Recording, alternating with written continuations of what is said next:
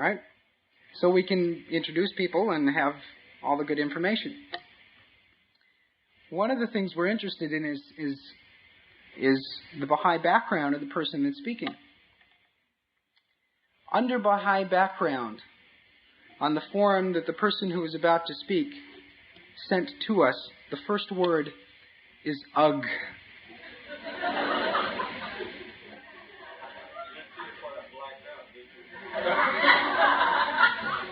I saw it. I can't read it.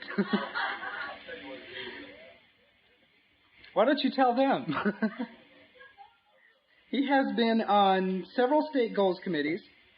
He has been a sponsor for Baha'i clubs for 20 years. Is that at the university or the high school level? He has been a member of district teaching committees. He has been in publishing committees for the Publishing Trust, for the National Spiritual Assembly representative to various communities, a delegate to National Convention for the last 8 years, and a teacher at Greenacre and Bosch and now Green Lake. Would you please welcome John Hatcher?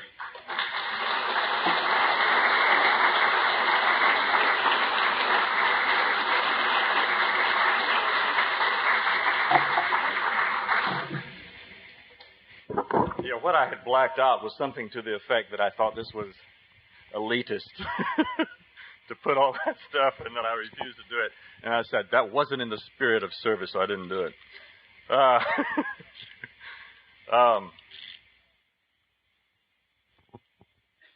Before we begin our workshop, which is essentially what we're going to do today, get to the nitty-gritty of this whole matter of creating the poetic process in our lives, wanted to share a few miscellany of observations and things. I've totally reshaped what I was going to do, as inevitably happens, because of what you have given me.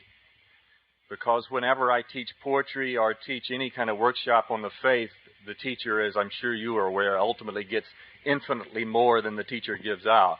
And so the most profound insights I have into the writings and the most profound insights I have into poetry inevitably come from things that students share with me once you set them in motion with this process.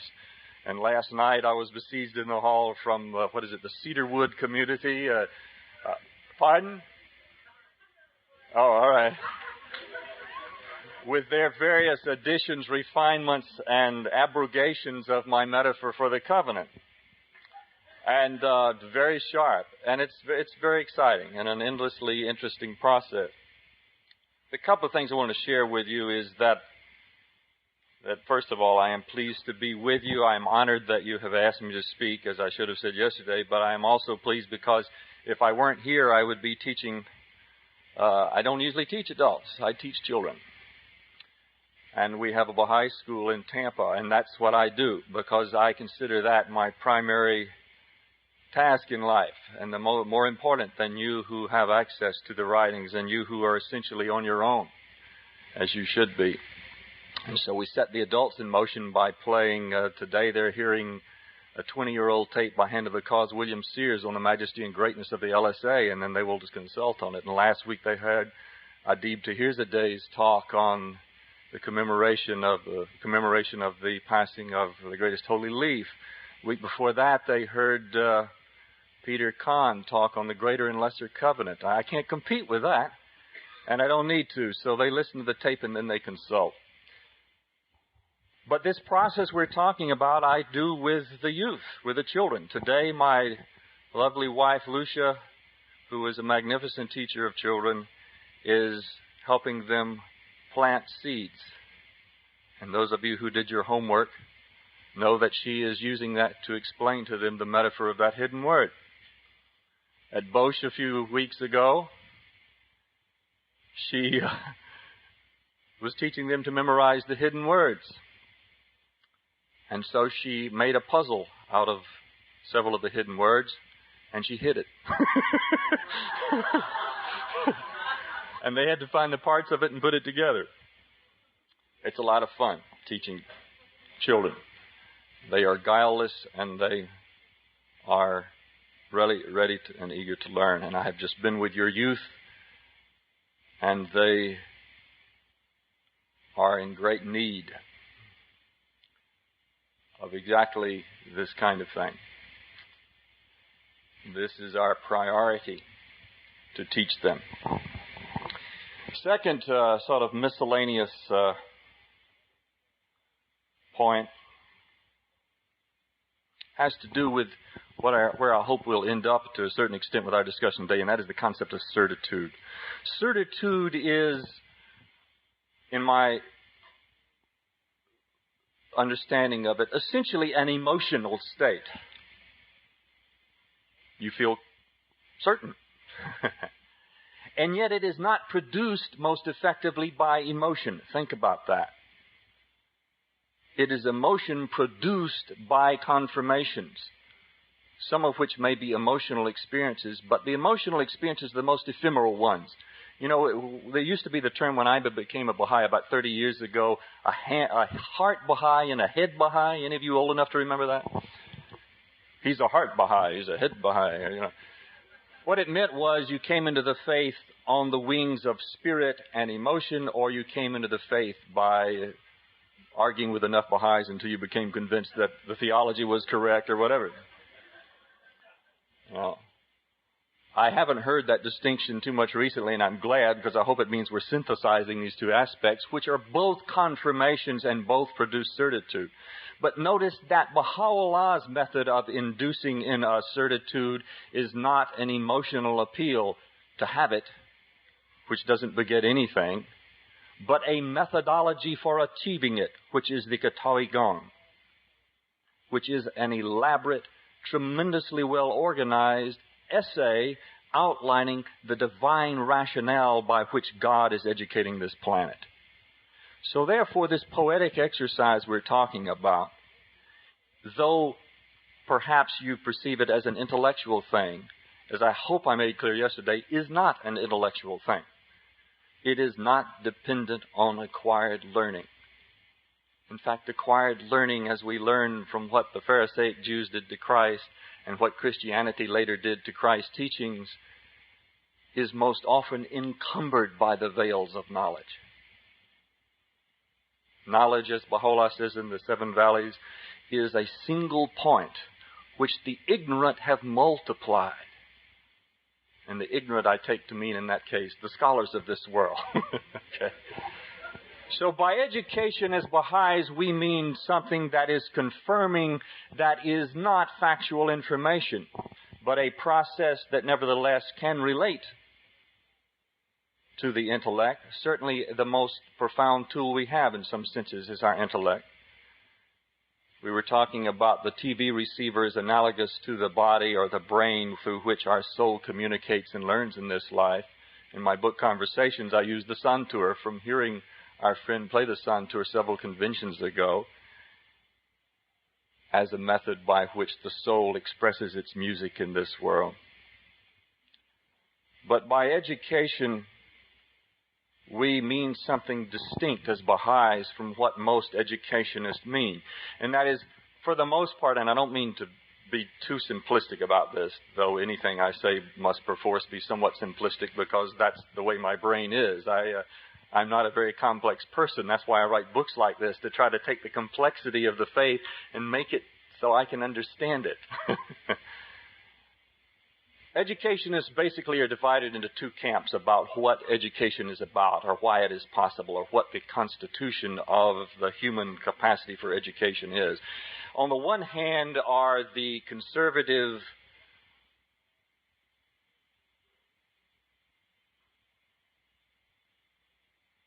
scholars, conservative, I don't know what word to use exactly, those of a conservative bent, who advocate that a human being is essentially unformed, a tabula rasa, untrained, potentially trainable. If you give them enough rules, regulation, guidance, and so on. And you can translate this into political ideologies as well. You know, the right wing perspective would be analogous to that. On the other hand, opposed to that, and these are not recent views, I mean, these are age-old perceptions of humankind. Mankind is essentially good, mankind is essentially evil. And the antithesis of that is the perception that mankind is innately, inherently divine, and the best education is that education which leaves the poor child alone and lets it blossom and flower. Step out of the way, in effect. As Baha'is, we believe neither of those two, because by themselves both are horribly wrong.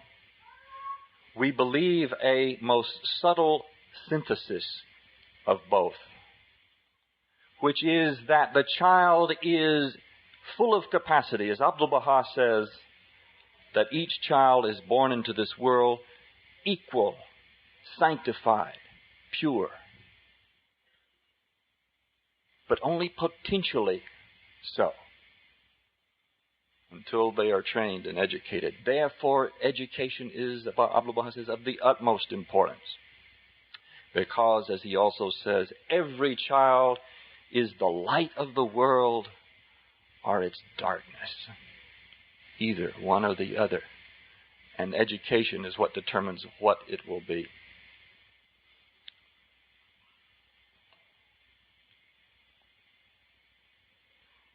Hannah because Fazey, in the tape we're all very familiar with on education, says that educating a child is like mining gems. And you may take that to mean a sort of liberal educationist point of view, that we don't really train, we simply let the child blossom. No, that's not what he's saying. We mine those gems. We, in effect, disclose, reveal, uncover those gems. And that revealing is a very subtle and painstaking and arduous process, not simply stepping out of the way. So the Baha'i, that's the first thing we need to understand, that the Baha'i concept of how we pursue education and what our job is to educate ourselves and others is a very subtle synthesis, is a very subtle median between these extreme points of view.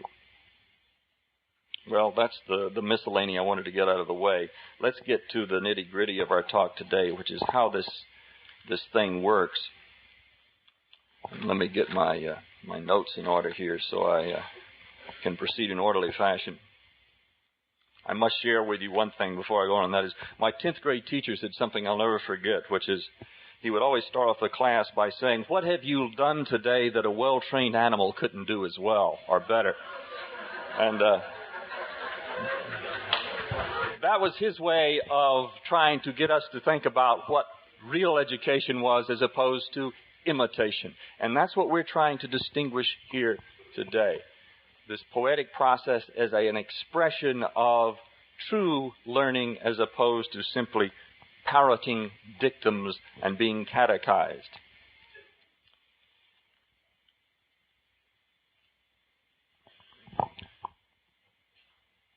What we're talking about, and we're going to deal for our examples today mostly with the words of Baha'u'llah, how to unlock the words of Baha'u'llah. But you've got to understand that the metaphorical process, as we said, does not apply only to understanding passages from the writings, but understanding actions as they metaphorize spiritual conduct and qualities, and how we then turn that process around and express it ourselves. I was talking to Claudius before about the fund. What the most obvious and easy metaphor Baha'u'llah has given us to express our spiritual state of being is giving money. Teaching is good too, but teaching you got to have someone to teach. You got to go find somebody. Even if it's fun, you simply reach in your pocket and you give. And that's a great metaphor, because money, after all, is not inherently valuable. It's only valuable according to what it symbolizes or metaphorizes, part of you. Well, every metaphorical passage, situation, or activity has three parts to it, basically. And those of you who have read the book, you're going to have to hear it again. I'm sorry. We're going to look very briefly.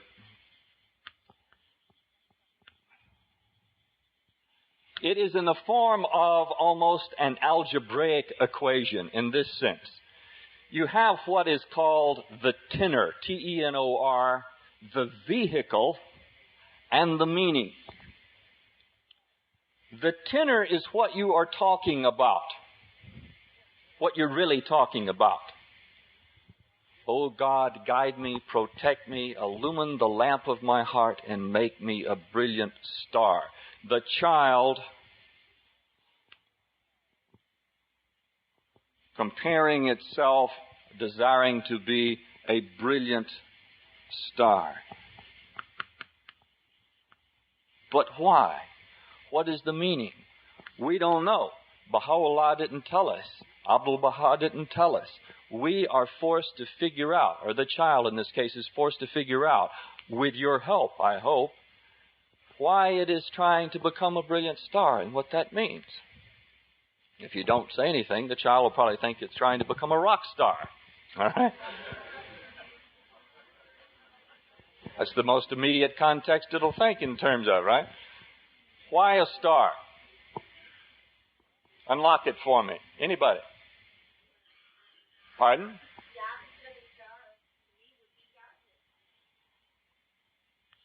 You see a star in darkness. What is the meaning? What do these two essentially different things share in common? Yes.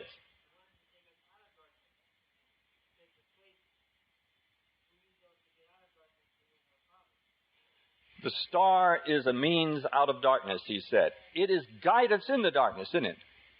Traditionally, the star is the means by which we navigate in the darkness.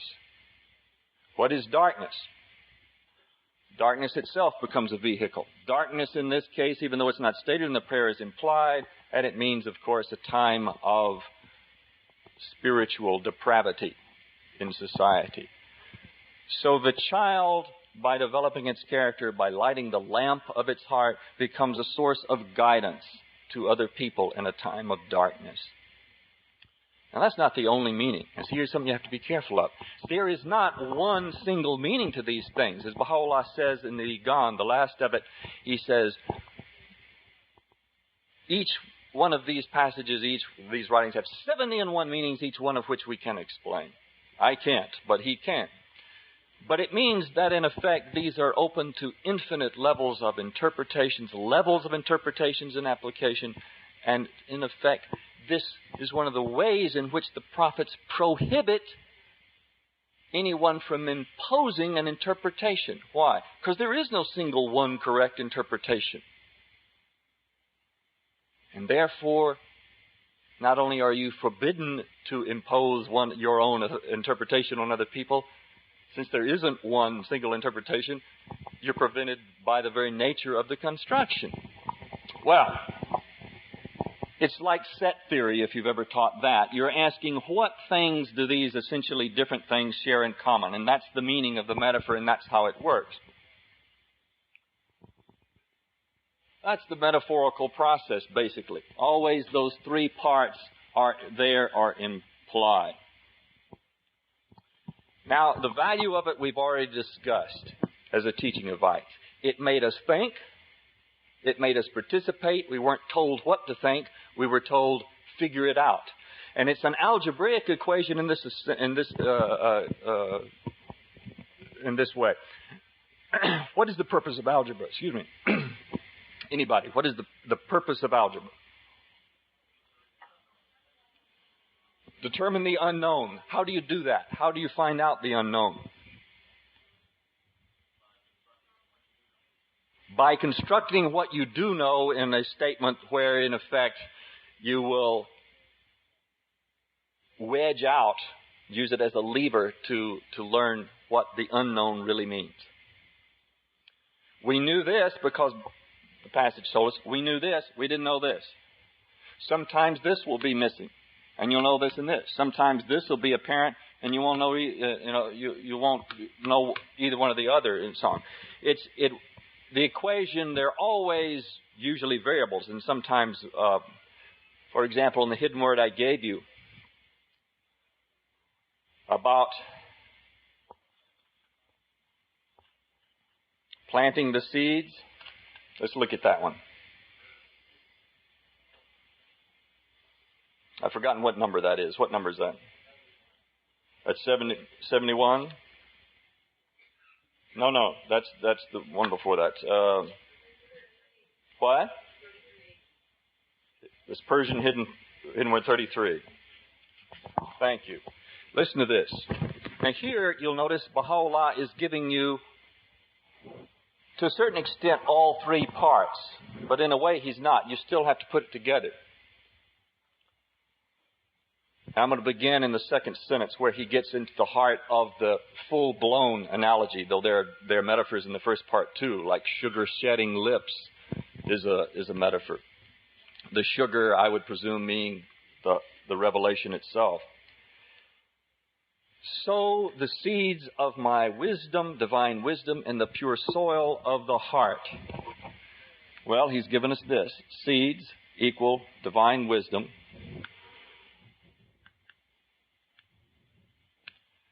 We sow them in the soil of the heart.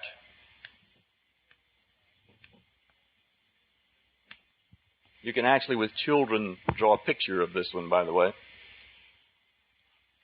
Water it with the water of certitude.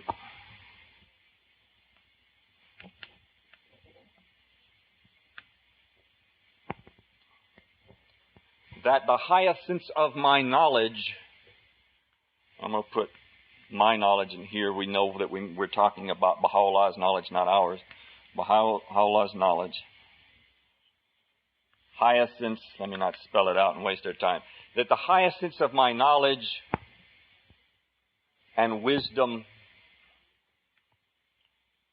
may spring up fresh and green in the sacred city of the heart. So he uses this image again. The heart here becomes both the soil, and the heart is also the city wherein this garden is being planted. Basically, he has explained this to us, what these mean, to a certain extent, but he really hasn't. We have to sort of restate how all of this works. What did you come up with? What did you come up with? Anybody? Hold up your hand so I don't have everybody talking at once here. Yes, go ahead. Progressive spiritual growth. And progressive would be implied that certitude, that watering is a continuous process. It's not something that occurs all at once. Just as I said a minute ago, certitude is not something that you can command. You must believe. You must have certitude. No, it's something that's gained by facing successive tests, isn't it? What about those seeds, divine wisdom? On the one hand, that's clear. On the other hand, it's not. How do we plant the seeds of Baha'u'llah's wisdom in our heart? There are many responses to that. Let me share one with you that Riaz Khadim, when we're doing this workshop at the Alabama summer school this past summer, came up with, because I love it. Memorizing, having children memorizing, well, not just children, because this, by the Guardian's definition, is a meaning of deepening, is that we learn the writing so well that we can give them out in their pure form. That is planting seeds in our heart. And then as we become confirmed in the other things we do, suddenly those take root and blossom. Isn't that a nice idea? Now, it's only one idea, but you can see how lovely that is. I always think of that one because I'm teaching children. And you think, I think as Americans, and again, from our educational standpoint, we think of memorization as kind of a useless task. I mean, what's the value of it? Well, with the creative word, there is a value to it. Creative word. Think of what value that now has. See what it's doing? See how it's creating? It is a very creative word indeed. And so I always think of teaching the children the verses. And we're doing that a lot at the school where we're working, of just getting them to memorize the verses, and they love it. I was so pleased last night at the recitations of your students, Miss Wilson. That was very lovely. And again, we might think, well, those were clearly memorized speeches. Well, we know that Abdul Baha exhorts us to teach the children to speak. And we don't have any ideas of the ultimate wisdom of that until we see what happens when these seeds like that are planted. Well, you can do this with passage upon passage upon passage.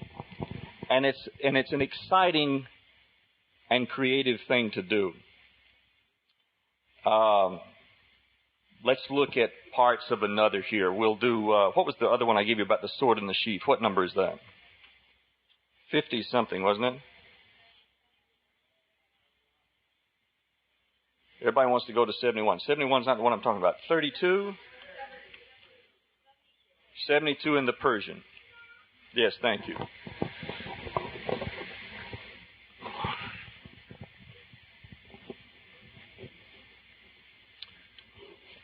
Friends, let me not write this down because my time is being eaten up by my own inefficiency here. You do the same thing here, suffice it to say. The servant is a finely tempered sword, but it's hidden in the sheath of self, which we could compare perhaps to ego. Hidden from the artificer's knowledge. The artificer of us is who? What is an artificer? The maker, the fashioner of the sword. Baha'u'llah, or God working through Baha'u'llah, is the artificer in that sense. What is the purpose of a sword? It's a very practical instrument. It's used for cutting, maybe cutting away the veils. And yet, it's not being used. It's hidden in a sheath. And a tool that's simply put in its sheath and not used is not very useful. It's simply ornamental. That's one way you can unlock some meaning there. It's a lovely process to do with the writings. Let me share with you briefly a few of my favorites, a medley of my favorite metaphors.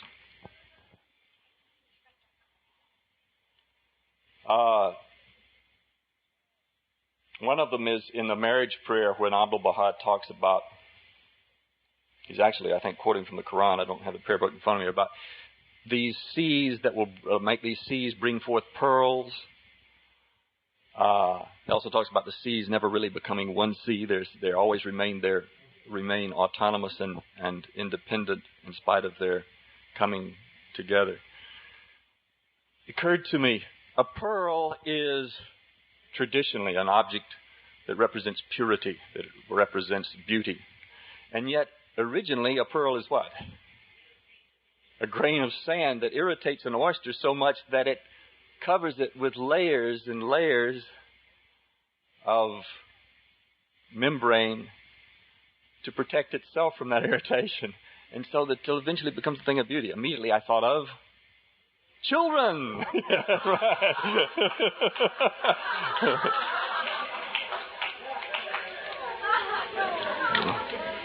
It can be tests of any sort, but children are certainly the most grievous test we face. Another favorite of mine is Fortress for Well-Being. Traditionally, that has always been taught as, here we are in our marriage, and there's a fortress around us that keeps out the world at large from all the whips and scorns of the exterior world. I always think of the marriage as a fortress that keeps out selfishness, that keeps me from being too full of myself. Because I can be as eloquent as I want, I still have to pick up my socks.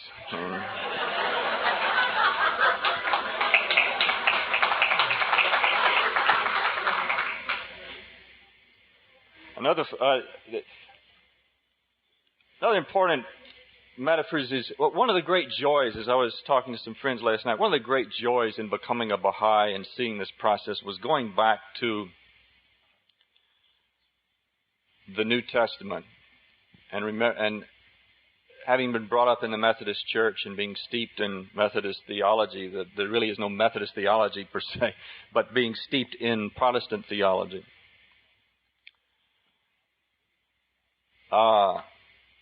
By say there's no Methodist theology, I mean it's not rigorous, which is good. It allowed me to think very freely, I think.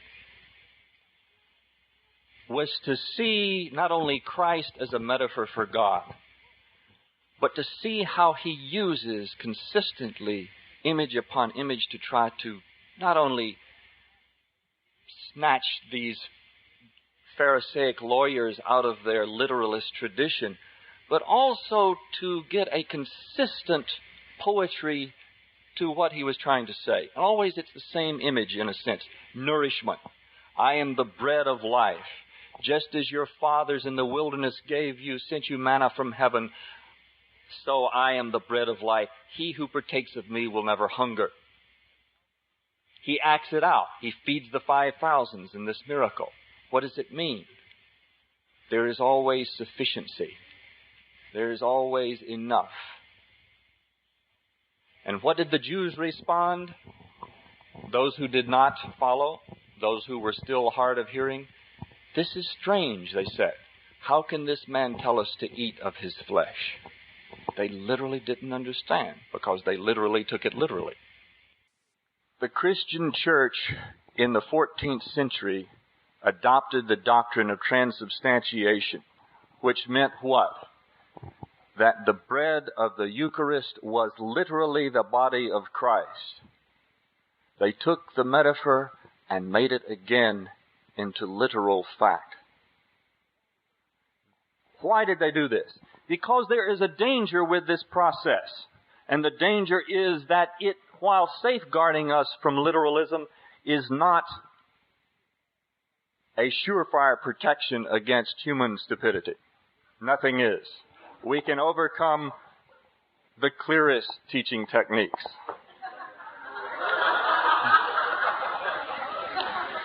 And the most common way we abuse this system is to see these things not as essentially different but similar in one respect, but essentially the same and different in no respect. The manifestation, as we've said, is the vehicle for God in this planet. If God could be translated into physical form, what would he be like? He would be like the manifestations in every respect. And Baha'u'llah says in Nigan, that's why if they say, excuse my paraphrase, if they say verily I am God, they are not telling a lie. They're telling the truth in their station of revelation, as opposed to their station of distinction. Christ says, when Philip asked him, show us the Father. You keep saying you're going to the Father and to believe in the Father and you don't do anything on your own authority. Show us the Father and we'll be satisfied. In effect, I will have certitude if you will show me this person you're talking about. And Christ's response is, have I been with you so long and you do not know me? If you have seen me, you have seen the Father, for I am in the Father and the Father is in me. But then a few passages later he says, but I do nothing on my own authority. In effect, I say what I am told to say. And later he uses a metaphor to make it absolutely clear. I am the vine and my Father is the vine dresser.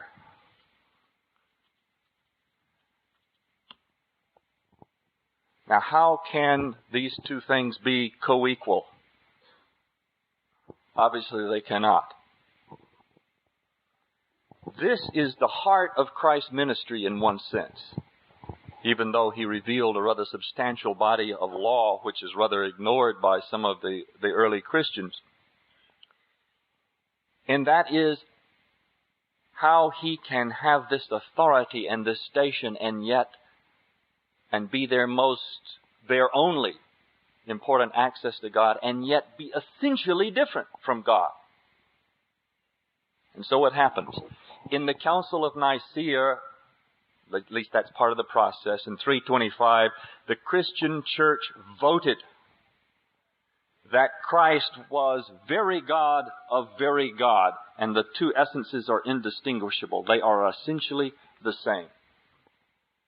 And the Christian church was officially lost for eternity, insofar as the essential theology is concerned. And that's why, powerfully in the Quran, Muhammad says, infidels are they who say that Christ is God. And in another place, say not that God is three. There is only one God. And he says in another place, Christ was only an apostle of God. Only an apostle of God. That's all he was, is a manifestation. And he goes on to say, that, in effect, he didn't disdain that this was his glory to be an apostle of God, to be a manifestation of God.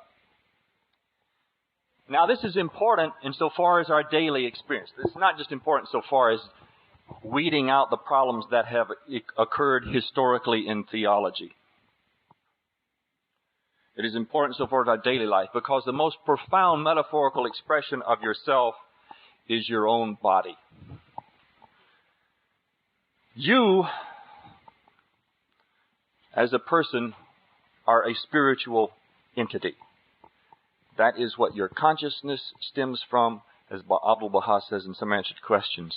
Your rational soul is a product. How many minutes was that?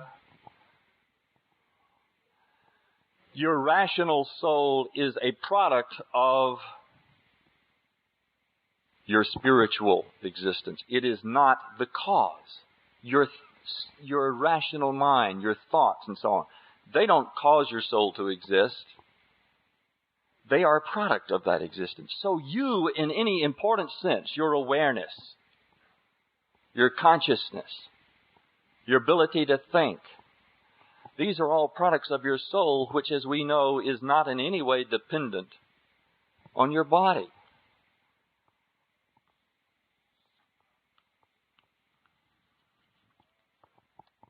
And yet, from the beginning, our society teaches us you are your body. Now, let me show you a stark reality of this, a little graphic metaphor that's a lovely way of putting it in perspective. Because there is, as I say in my book, an elixir with which God has anointed this process by which we use our physical body and physical experience to learn spiritual lessons in this life. And it is simply this. It is the process of detachment.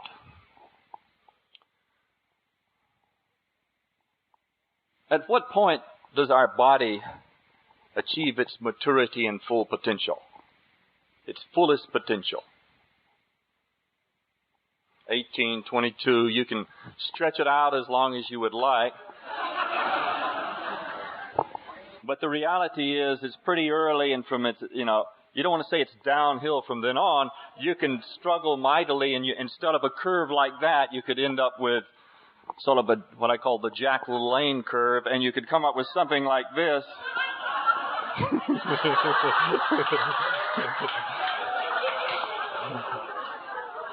But it is most certainly inevitable.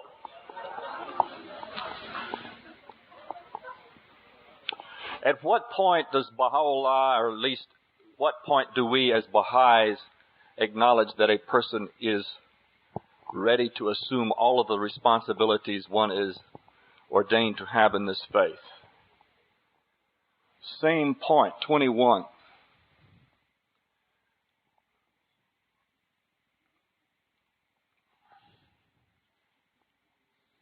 We hope that we do that. We hope that we do that. This, my friends, is detachment.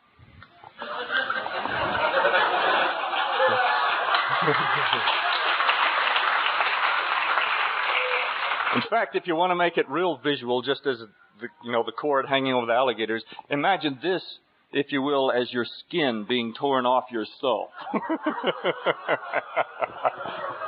It means that little by little, whether you like it or not, God is trying to nurture you to relinquish your reliance on that literal metaphor of yourself and become more and more aware of your spiritual self,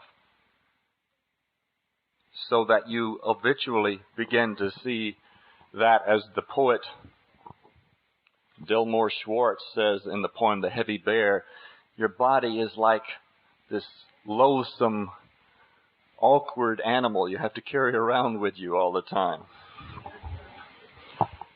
Well, I hope it doesn't get to that point, but it can get pretty rough. Let me conclude. Could I go 2 minutes over? 5 minutes over?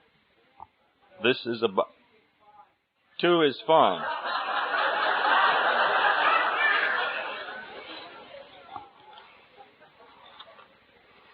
There's so much to tell you, but they won't let me do it.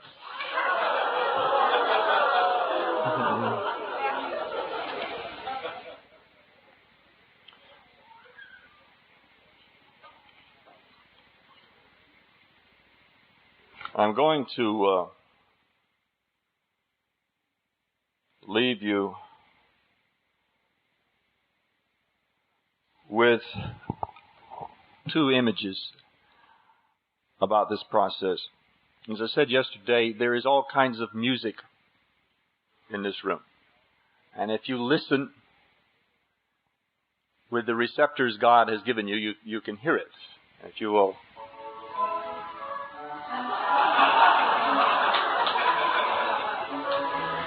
Now that's not really our music, I guess.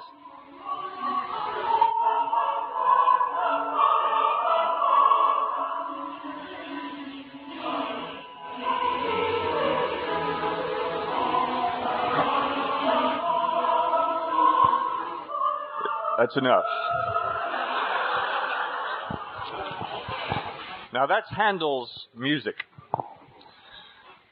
And I love it. I take it with me wherever I go simply because it's the one artistic thing that seems to me devoid of the rubric of a name. It's the Messiah, of course, the fulfillment of messianic prophecy, and it is such a beautiful expression of one man's feeling about how it really is to know that God has redeemed mankind. We have to create a similar kind of beautiful music, and I think we are. I think I feel it in this room, and I know you feel the same thing I do when you have to leave an environment such as this and go back to what is laughingly called the real world, when this is clearly the real world, the world that we are creating in this worldwide Baha'i community. That's why the administrative order, properly understood, is the poem of Baha'u'llah. I would like to close with a poem that is in the draft stage, which is being written for a book I am doing, which is an attempt to use the metaphor of the temple in India as a symbol or metaphor for the building of the world order of Baha'u'llah. It's only in a draft stage, so you'll forgive me. It'll be a lot better when it's published. It's called The Lotus of Bahapur, and it's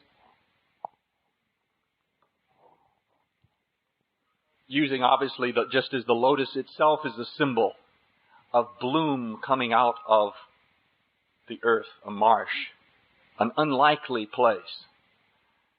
So the administrative order of Baha'u'llah is coming up in the most unlikely of places.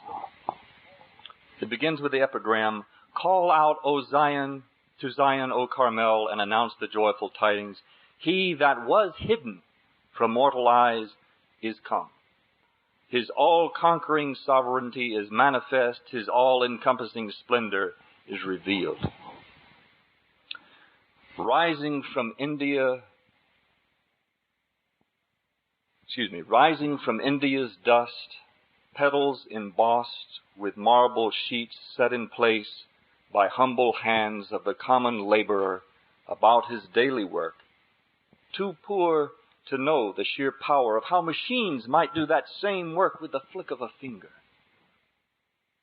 They have trudged through mud gullies, marveled at the towering spindled wires meshed together into spidery frame like the skeleton bones of a leaf. They move slowly, unaware of how they too fit into this perfect symmetry. So many lives, so many in that dust, rising up from the seeds Suleiman Khan sowed in that rich soil, trampled daily by the millions who glean for shelter or bread. There among the outcasts, the Mashriq-ul Azkar rises, unseen at first, until one notices from across the fields something wondrous, suddenly fully bloomed, that was not there before.